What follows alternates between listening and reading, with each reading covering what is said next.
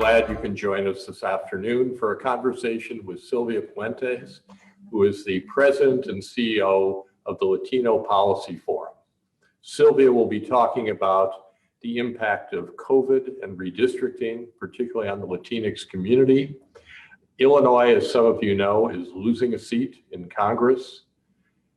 On the other hand, the Latinx population of Illinois is growing. How does that play out in the context of redistricting? How does that make a difference in terms of politics and policy?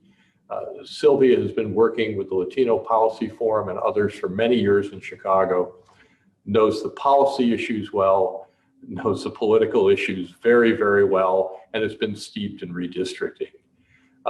Over the next 2 weeks, the Illinois legislature is likely to decide what to do with redistricting, what the map will look like in terms of Congress, in terms of state legislative districts, and maybe in terms of the judiciary in Illinois. So this is an interesting and an important opportunity to learn more about redistricting, how that's connected to policy issues, including environmental issues in Illinois, and particularly the impacts of COVID-19.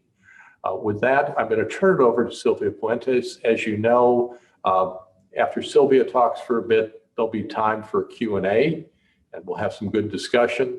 And then we will be posting this up on as a webinar. You'll be able to share it with friends and colleagues. So with that, thank you, Sylvia, for joining us. And we really do look forward to your comments today and the conversation we'll have. Great. Thank you so much, Howard. And thanks to the organization for hosting me this afternoon. And thank you all out there who are listening in on this conversation.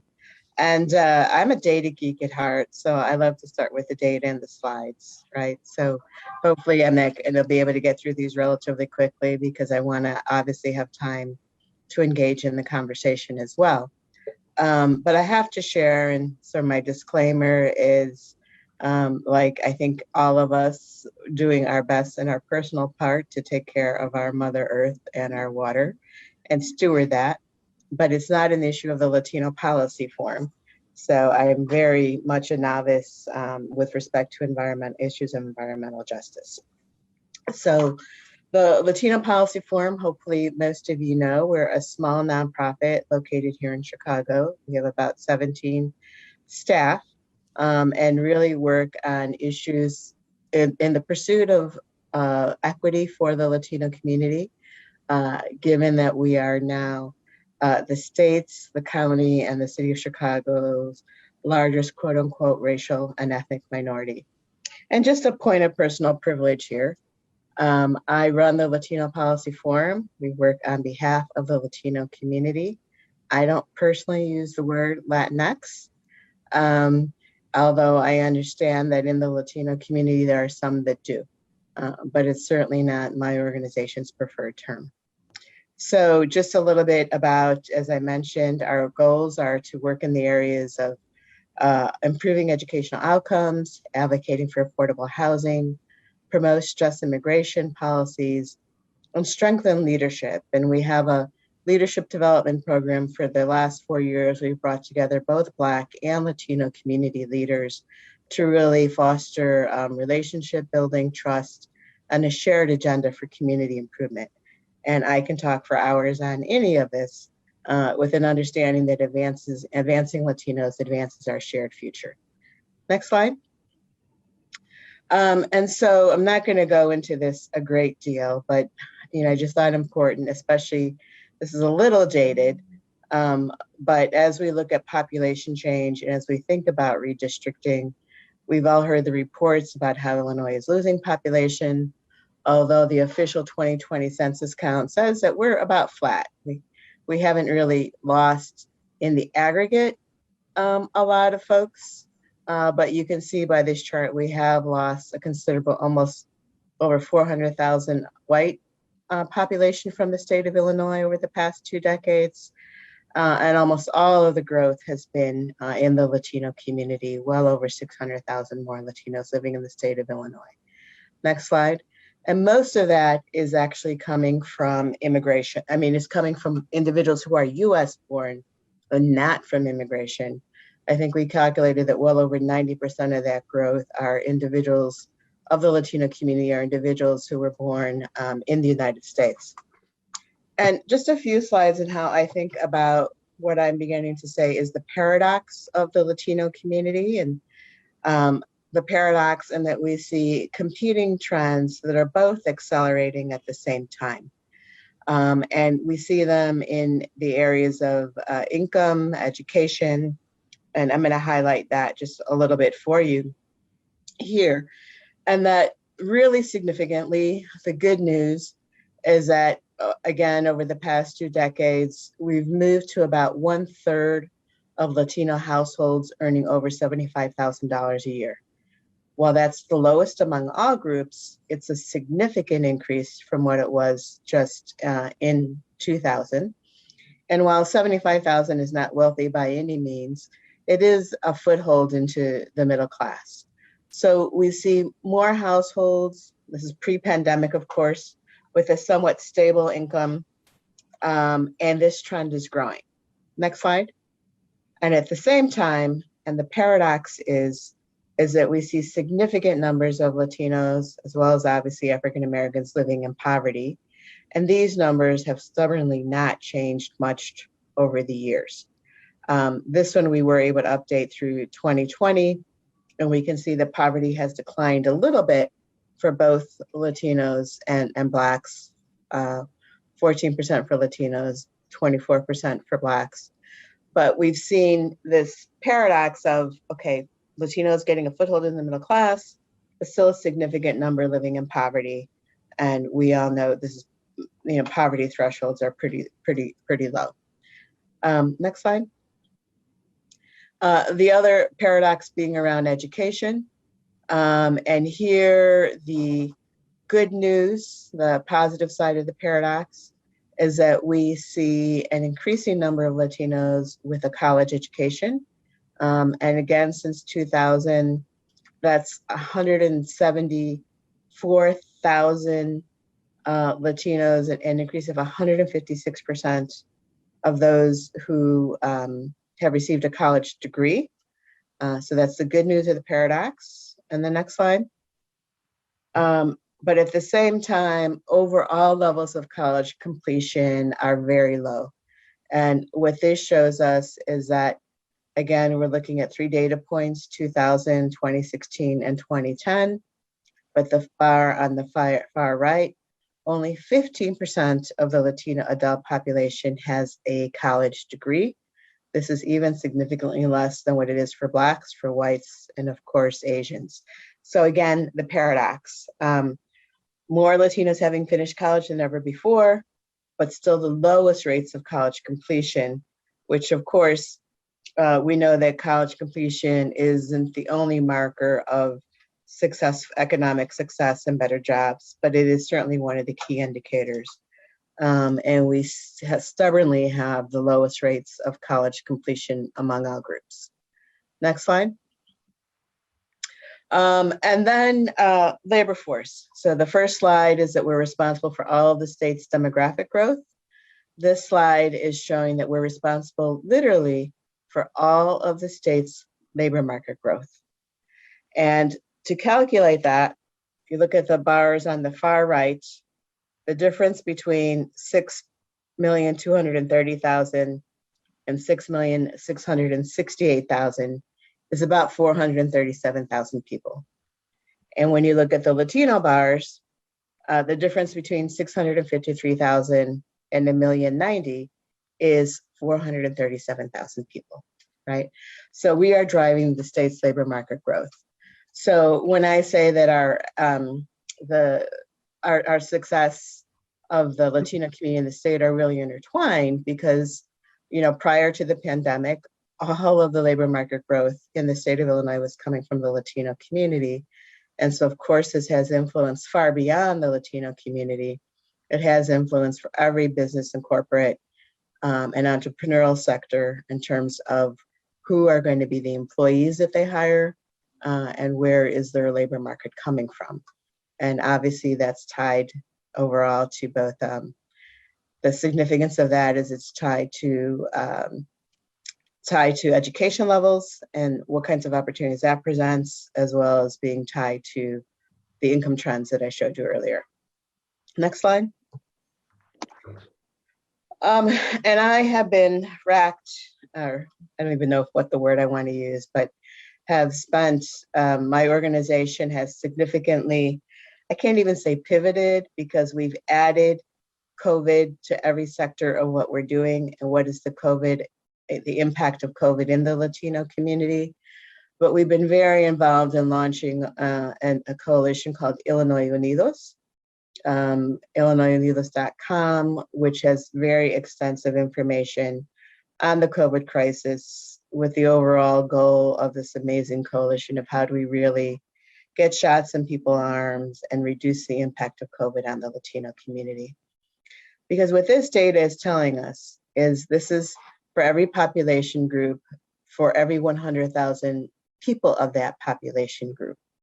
The number of people who have or have had COVID since the beginning of the pandemic, and this all comes from the Illinois Department of Public Health.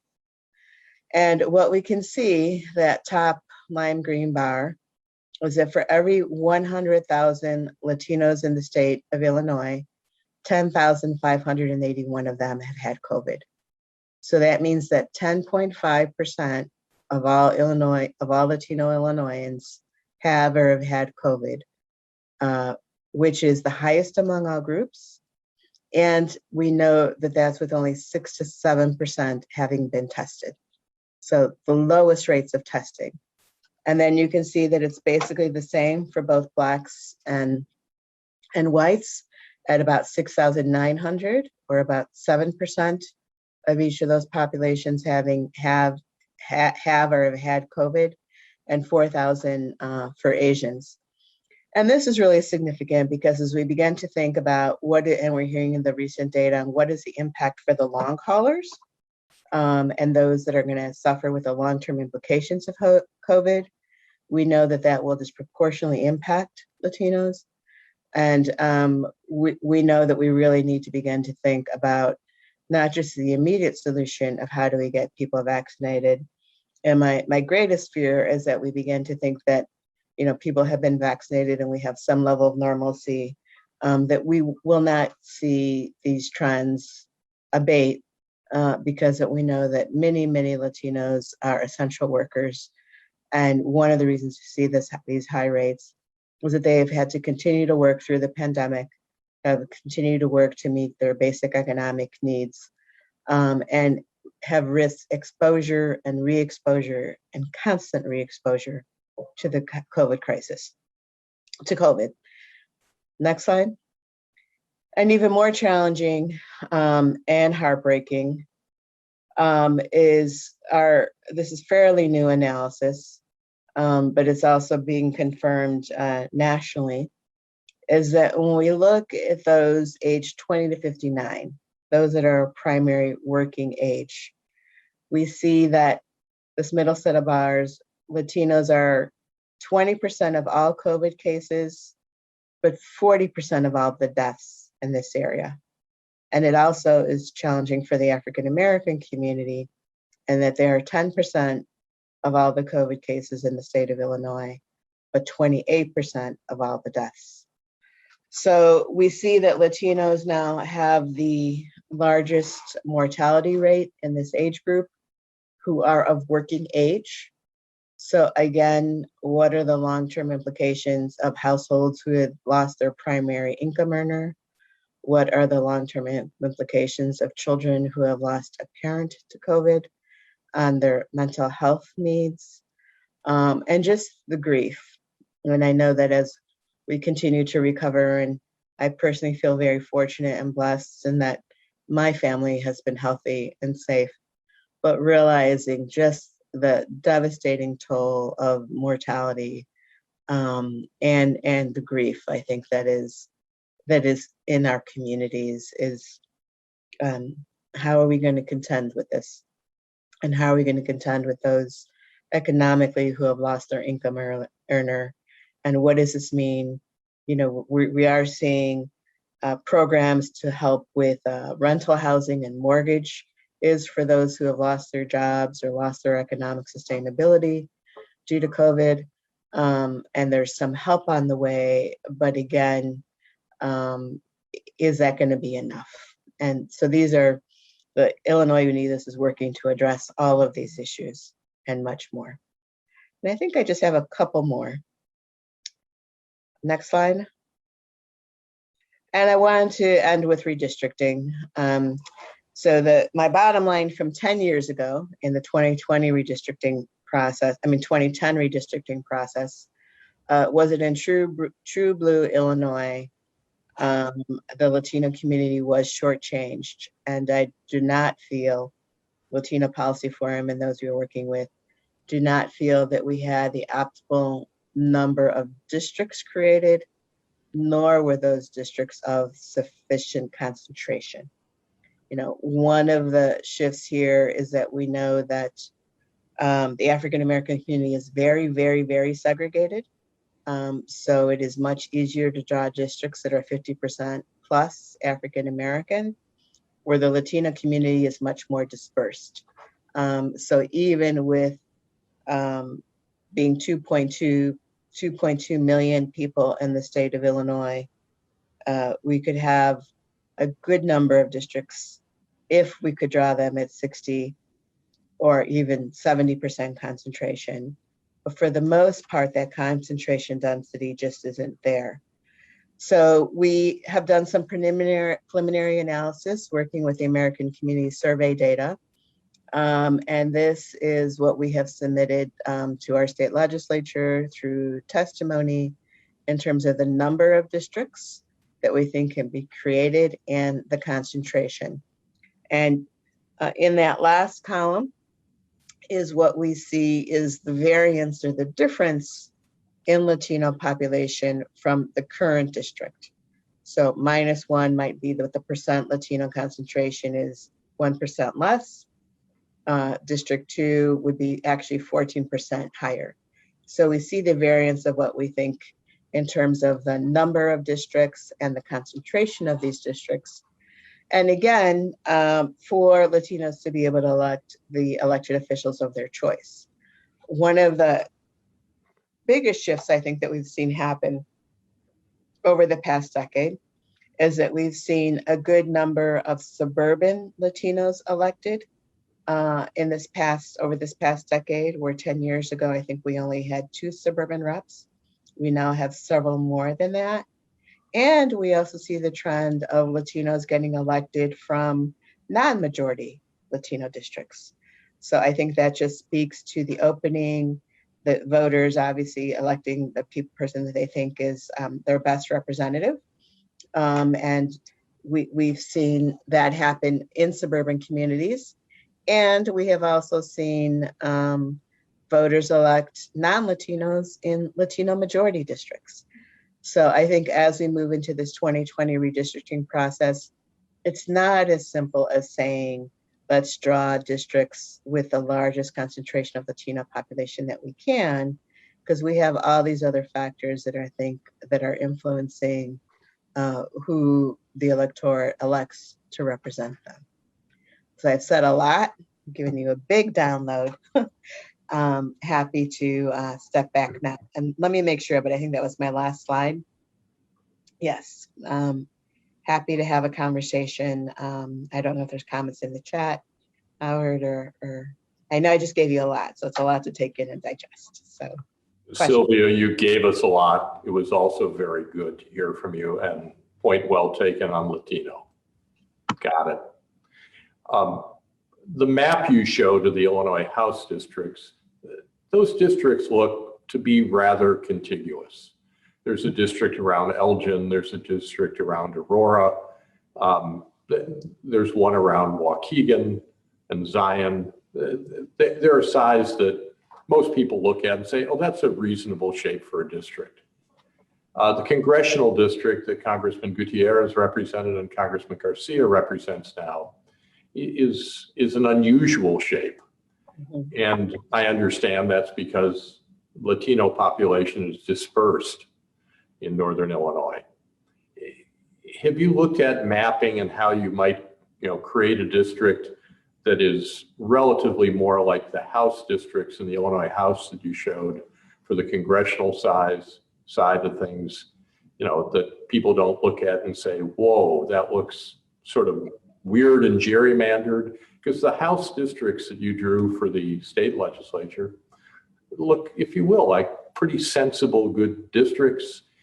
And Aurora and Elgin are, two of the top 10 communities in Illinois these days. Yeah. I think Aurora's number 2 and Joliet's number 3 after Chicago. Elgin's in there too, I think. Yeah, it's top 7 or 8 or something. Yeah.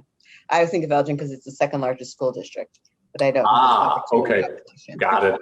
I don't know if it's number 2 in population, but I know it is 2 in student population. Yeah, I think, Howard, what people, just to remind people, it is, no one would argue that it's not an oddly shaped district. But really, when it was drawn more than 20 years ago, it really was to be in compliance with the Voting Rights Act, which said that if you could draw a district to support the electability of community members to elect the representative of their choice, that you should. Right. And so I think it has not changed over, I think it was actually almost 3 decades ago now when it was drawn. And yes, as we haven't actually drawn the maps on it, but it is possible to draw one southwest side district that would be majority Latino, and probably one northwest side district that might not quite be majority Latino yet. But when, there's the domino effect of, and this is, obviously gets into the political process of how these districts are drawn. We know that Illinois is going to lose 1 congressional seat. And then when you have that much of a displacement or redrawing of districts, there is the domino effect. And then what does it mean for every other district? Now, having said that, it is a challenge, and the Latino Policy Forum and the work we do, we stand in strong solidarity with the African American community. But while Latinos are about 18% of the state's population, African Americans are 14%. We do have 4 of our congressional districts that are majority African American, and right now only 1 that is majority Latino. Sylvia, when we polled at the Environmental Law and Policy Center Chicago residents a few years ago about their interest and the value they put in environmental protection, clean energy development, Latinos were the highest. We're looking at numbers like 80%. Very, very strong support. My colleague Lena Reynolds has a question in the chat box. Any thoughts you may have in terms of how the shifting demographics of districts and more Latino engagement, what does that mean for environmental policy in Illinois? Yeah, as I said, it's really an area that I have no knowledge or expertise in. I do know that there are several Latino focused environmental groups, obviously understand the issue of, the toxicity of some sites that have been disproportionately put into both Black and Latino communities. But it's really not an area I feel I'm knowledgeable enough that I feel that I can provide much insight on. And on the redistricting, do we see that moving in a direction of there's a strong enough Latino support now in the legislature that it's not a 20 years ago, the sort of Republicans plus Blacks or Republicans plus Latinos challenging the more historic Democrats in terms of what the map should look like? Is a fairer map with more equitable representation, as you're describing, likely to come from the Democratic caucus? How do you see that playing out? Well, certainly as we just look at the nature of the political upheaval that we're still confronting in our state with all the leadership changes in the state house, and obviously with so many newer legislators that weren't even part of the process 10 years ago. And a third contextual factor, I would say, is partially just a maturation of the Latino caucus in our state house, both chambers, redistricting committees, the House and the Senate, are actually chaired by Latino members. So Senator Omar Aquino is chairing the Senate Redistricting Committee, and Representative Lisa Hernandez is chairing the House Redistricting Committee. So I certainly know that they have to consider how the lines are drawn for all of their colleagues in both chambers, but know that obviously, given their affiliation, connection, and interest to the Latino community, that they'll be mindful of that. One of the things I didn't mention, Howard, is that in the maps that we draw, what we noted was that even with the growth of the Latino population, at best, we could probably squeeze out one more South Side district than we currently have. And we can strengthen the Latino population concentration of districts in Waukegan, Aurora, Joliet, Elgin, and most of those suburban districts. But there hasn't been enough concentration to actually create more suburban districts, if you will. We were talking earlier about the largest cities in Illinois. And if you go back 20, 25 years, most people, if you said, hey, what are the largest cities in Illinois, would probably say Chicago, maybe Rockford, maybe Springfield. That's changed a lot. The second largest city is Aurora. The fourth largest city is Joliet. The seventh largest city is Elgin, all of which have very significant Latino populations.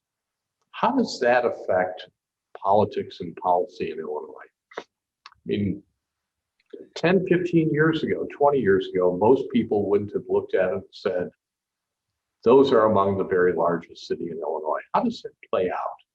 Your school district point and otherwise?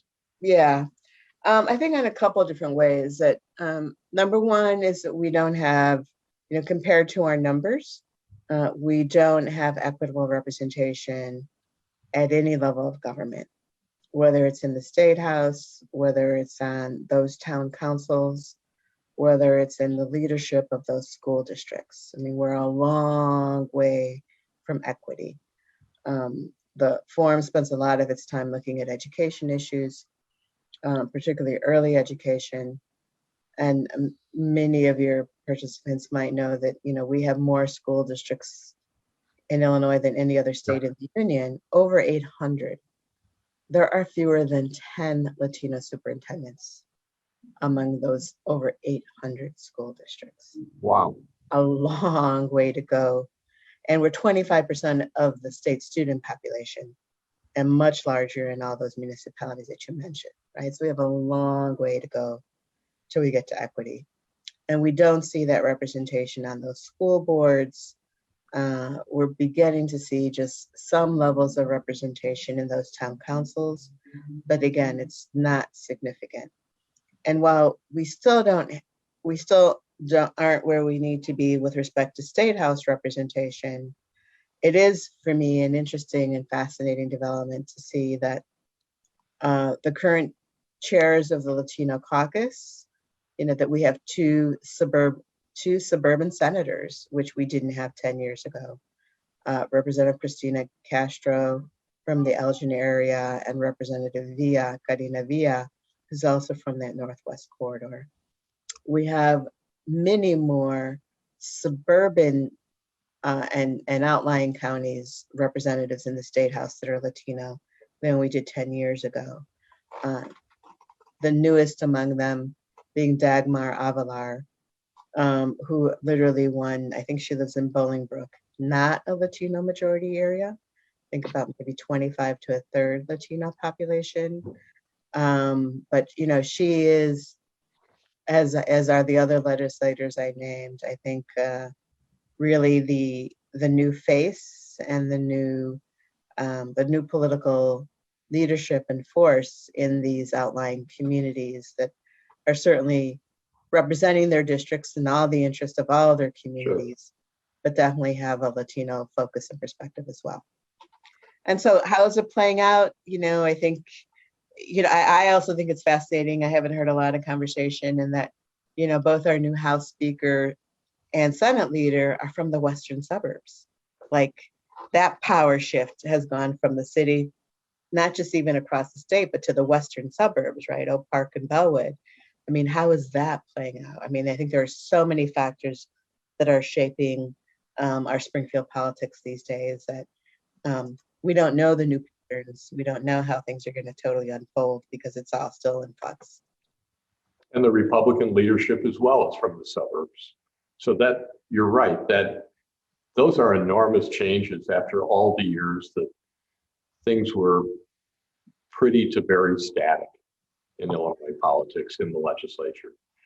Sylvia, thank you for joining us today. I think everybody found your comments to be really interesting and something that people in the environmental community and at the Environmental Law and Policy Center just need to be more aware of and think about more. So thank you for joining us. I want to let everybody know we will be posting on Facebook and on YouTube the webinar, the conversation today with Sylvia. We'll send that information out to you, and we'll send it to the Latino Policy Forum as well. There'll be more to come in terms of these sorts of briefings with the LPC Thinks.